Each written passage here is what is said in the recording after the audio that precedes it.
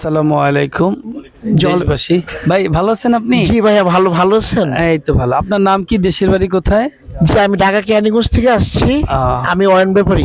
আপনি এসে কি দেখছেন? আমরা ব্যস্ত না ফ্রি? জি ভাই, আপনাদের দোকানগুলো খুব সুন্দর, ভালোই লাগলো। আচ্ছা আচ্ছা। খুবই সুন্দর। আচ্ছা, আমরা কি ব্যস্ত না ফ্রি? আমরা কি মানে ব্যস্ত আছি না ফ্রি আছি? জি, ফ্রি আছেন। আচ্ছা, ফ্রি আছি না? জি জি। আচ্ছা, আমরা কি কাস্টমার খুঁজি নাকি কাস্টমার আমাদেরকে খোঁজে?